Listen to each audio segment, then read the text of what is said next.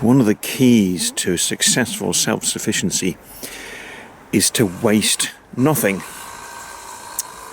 Sometimes it also means turning other people's waste into something useful, into a valuable resource.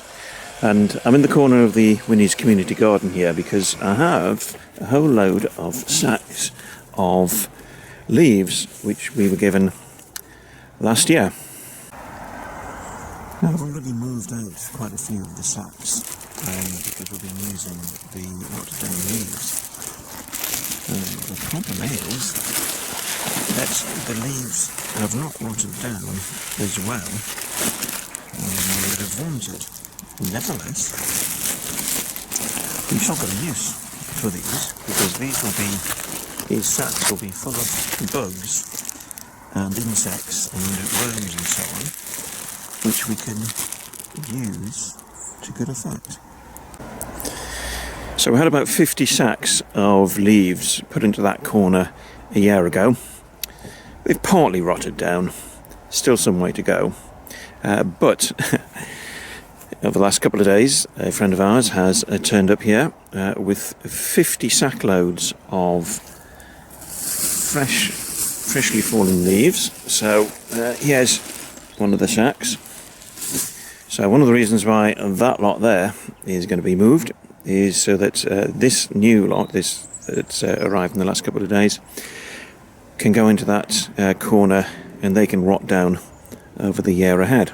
I'm now in one of our chicken runs. As you can see, it's netted over, and the reason for that is that there is a requirement on all poultry keepers to keep their birds caged or in runs, netted over runs, to stop them mixing with wild birds. The wild birds are being blamed for the outbreaks of avian flu. So this is a way to tackle it, stop the particularly migratory birds coming in carrying the avian flu virus, and stop them from mixing with the domesticated birds.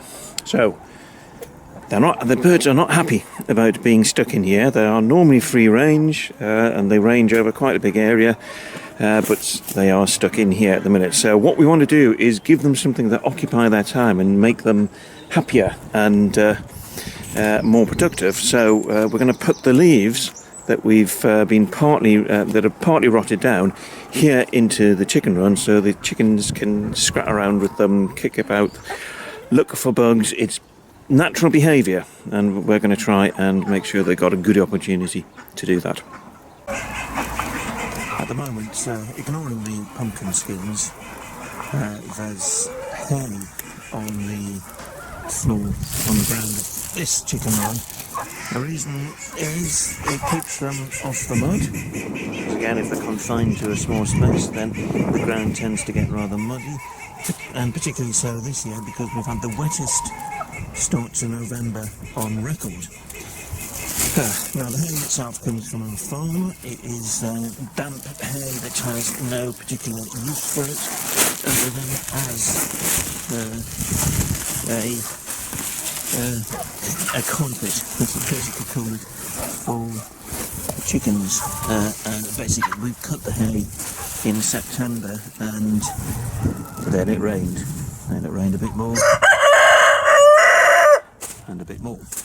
So it wasn't really any point trying to get it in as a crop to feed to the livestock, and since we've already got 800 bales of hay, then we're certainly not going to be short of it. But I didn't want it to go to waste, so we've been using it in the chicken runs. But as you can see, we're now going to pile on top of it all the leaves. Now, this one's a lot better because bugs in there, right? That's exactly what we want them to go looking for. But this one has rotted down rather well, unlike this one, which is really just dried out. So we think they'll probably rot down quite well once they've been in here. They'll obviously in a few weeks rake all of this stuff up and put fresh stuff down. But once it's all raked up, it will go to our farm and go into the compost bins.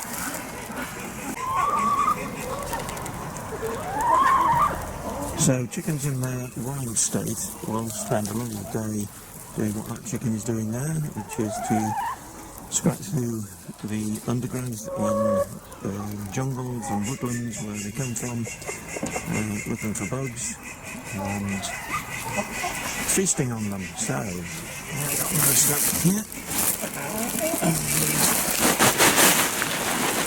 As you can see, that one hasn't really rotted down much. It has on one side, but the chickens will be happy with that.